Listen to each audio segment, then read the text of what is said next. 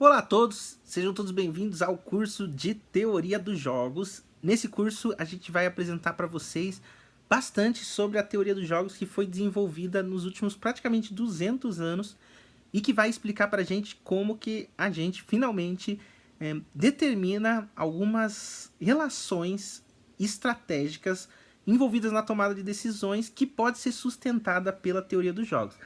A gente vai começar definindo o que são jogos, por que estudar a teoria dos jogos e por que ele pode representar alguns modelos da vida real. Então, vamos ver, estou com uma ferramenta nova para esse curso, vamos ver se eu não me perco nela aqui.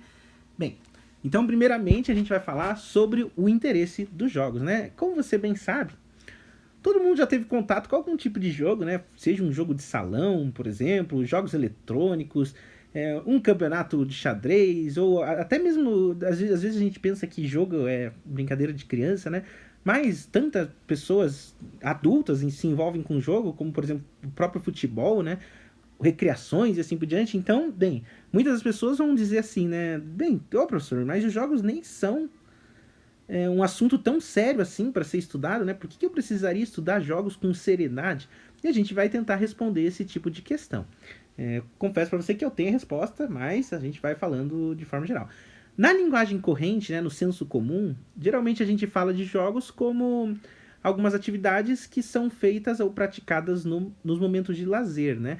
Entretanto, nem sempre isso é verdade, até porque talvez você já tenha ouvido falar sobre o termo o jogo da política internacional, né? E basicamente isso definitivamente não é uma coisa de criança, né? Ou o jogo da concorrência, da livre concorrência, né?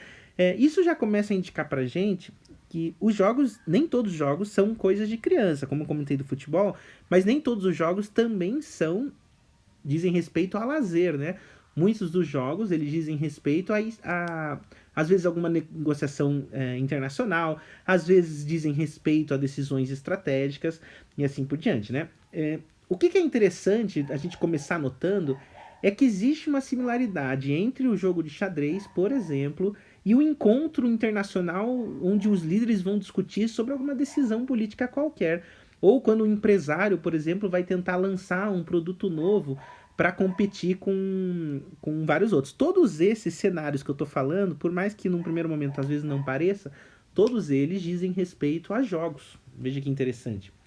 Por que, afinal de contas? Porque o que tem de semelhante entre isso tudo é que todos os jogadores, ou indivíduos, ou organizações, né?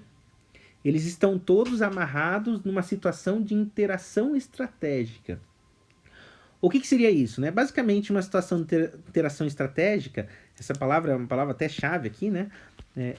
Esse cenário de interação estratégica, ele acontece quando os participantes, pode ser indivíduo, pode ser organização ou qualquer coisa do tipo, eles reconhecem que existe uma interdependência na decisão de cada um. O que significa? Então, quando alguém vai tomar uma decisão, seja no futebol, seja na hora de lançar um determinado produto no mercado, existe uma interação no sentido de que os outros jogadores vão tomar as próprias decisões pensando num objetivo que eles mesmos tenham, né? Então, quando a gente está falando de jogos, lembre-se que eu estou tentando generalizar para fugir um pouco da cabeça os jogos de computador, por exemplo, ou outros tipos de jogos de recreação, né? Quando a gente está falando de jogos a título dessa disciplina, eu estou comentando de casos de interação estratégica, tá? Então, isso que você precisa ter em mente no primeiro momento. Sempre que você está envolvido numa situação de interdependência, ou seja, que as decisões tomadas por um jogador, vamos chamar aqui de jogador, né, influencia o outro e vice-versa, aí a gente está num jogo.